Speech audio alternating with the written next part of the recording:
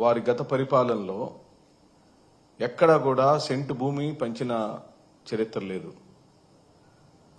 కావాలంటే దాని మీద మనం ఎక్కడైనా డిబేట్ చేయొచ్చు.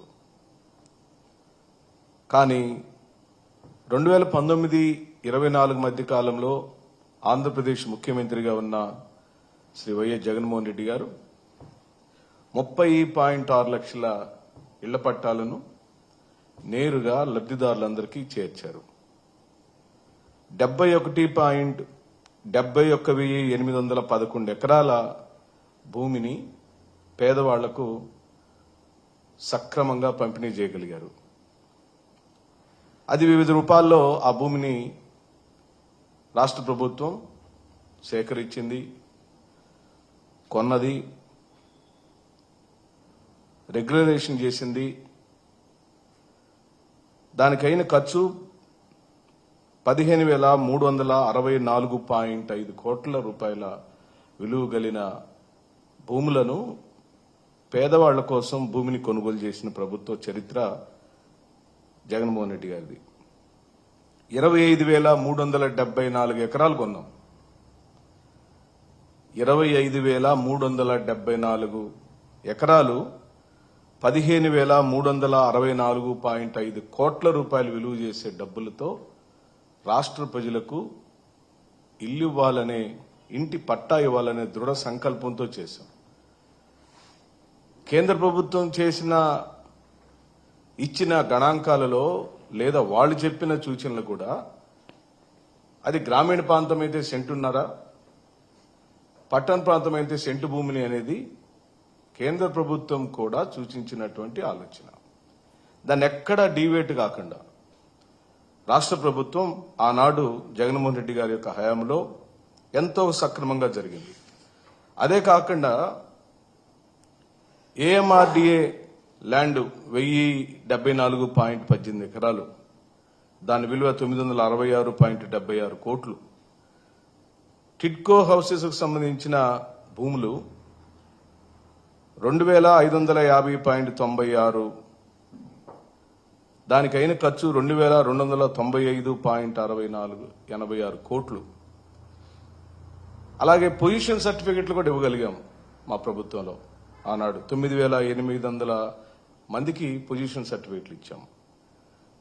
ఈ మొత్తం కలిపితే 71,811.49 ఎకరాల భూమిని రాష్ట్రంలోని పేదవాళ్ళకి ఇస్తే దానికైన ఖర్చు 56,102.91 కోట్ల రూపాయల విలువ చేసే ధనాన్ని పేదవాళ్ల కోసం రాష్ట్ర ప్రభుత్వం వెచ్చించింది.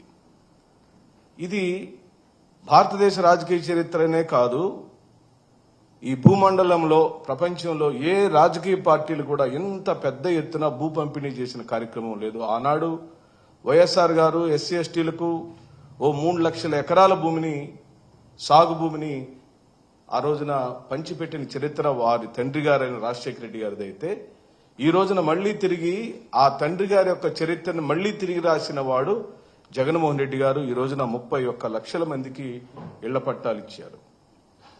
వాటిలో మళ్లీ ఇవ్వటమే కాదు, ఇళ్లు కట్టించే కార్యక్రమం కూడా పెద్ద ఎత్తున జరిగింది. అదొక మహాయజ్ఞంలాగా చేశాడు. ఎక్కడా కూడా జగన్మోహన్ రెడ్డి గారి యొక్క పరిపాలనలో సువర్ణాక్షరాలతో రాయగలిగిన అనేకమైన అంశాలలో, అది సచివాలయ వ్యవస్థ కావచ్చు, వాలంటరీ వ్యవస్థ కావచ్చు, పేదలందరూ అబ్బురపడి ఆయన్ని గుండెల్లో పెట్టుకున్న ఓ పెద్ద కార్యక్రమం అది ఇళ్ల పట్టాల పంపిణీ మరియు ఇళ్లు నిర్మించిన కార్యక్రమం. దాన్ని ఈ రోజున ఓర్చుకోలేని చంద్రబాబు నాయుడు గారు, వారి ప్రభుత్వం, వారు సొంతగా భూమి కొని ఎక్కడైనా ఇస్తే నిజంగానే ఆశపడేవాళ్ళు. నిజంగానే మనం అప్రిషియేట్ చేయాలి. చంద్రబాబు నాయుడు గారు కూడా జగన్మోహన్ రెడ్డి గారు చేసిన పనిని కొనసాగిస్తున్నాడని, లేదా అర్హులైన వాళ్ళ యొక్క సంఖ్య మళ్లీ కొత్తగా వచ్చిందని, వాళ్లకు తిరిగి పంపిణీ చేసేదానికి ప్రభుత్వమే మళ్లీ భూమిని కొంటుంది, సేకరిస్తుంది అని మనలాంటి వాళ్ళు నిజంగానే ఆనందపడేవాళ్ళు. కానీ ఇప్పటికే పంపిణీ చేయబడి ఇప్పటికే లబ్ధిదారుడుగా గుర్తించబడిన వ్యక్తిని వైఎస్ఆర్ కాంగ్రెస్ పార్టీ హయాంలో ఇళ్ల పట్టాల యొక్క లబ్ధిదారులు ఎంపిక చేసేటప్పుడు ఎక్కడ కూడా రాజకీయ ఇన్వాల్వ్మెంట్ లేదు.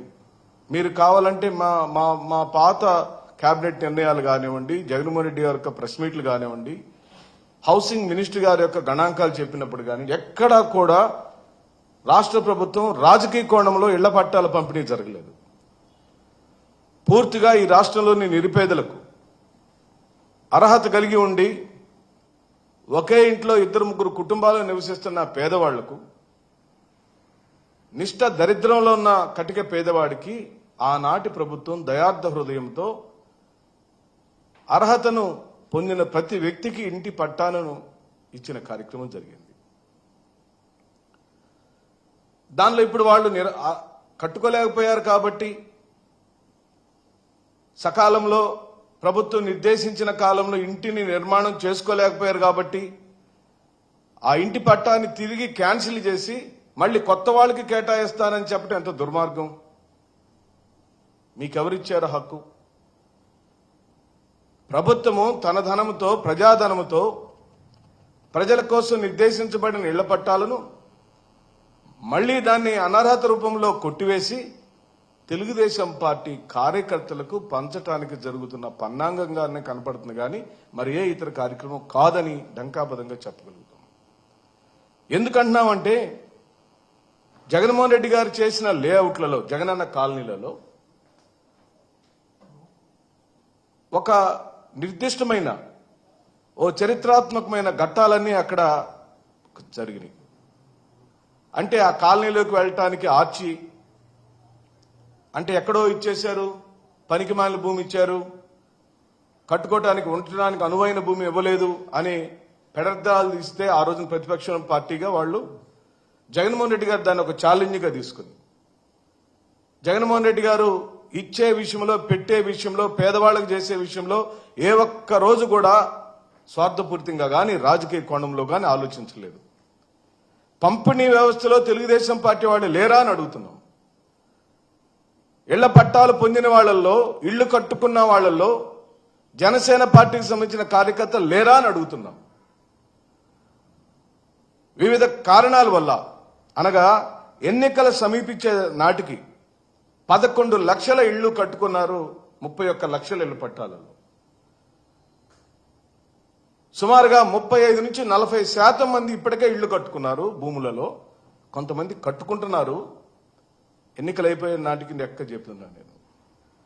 కట్టుకునేదానికి స్తోమతని చేకూర్చుకుంటున్నారు. ప్రభుత్వం ఇచ్చిన ధనం సరిపోక ఇంకా కావాలని కోరుకొని, ఇంకొంచెం ఇంట్లో అందంగా కట్టుకోవాలనుకొని వాళ్ళ యొక్క ఎస్టిమేషన్ తగ్గట్టుగా ధనాన్ని సమకూర్చుకొని భూమిని కట్టుకుంటారు. మీరు ఏ ప్రాతిపదిక మీద నా ఇంటి పట్టాన్ని క్యాన్సిల్ చేస్తారు? దానికి నామ్స్ ఏంటి? ఇప్పుడు మీరు చెప్పే నామ్స్ ఏంటి? ప్రజలకు చెప్పండి. ఎందుకు మీరు ప్రజల్ని భయభ్రాంతులు చేస్తున్నారు? మీకెవరిచ్చారు హక్కు? ప్రభుత్వంచే ఇవ్వబడిన ఇంటి పట్టాని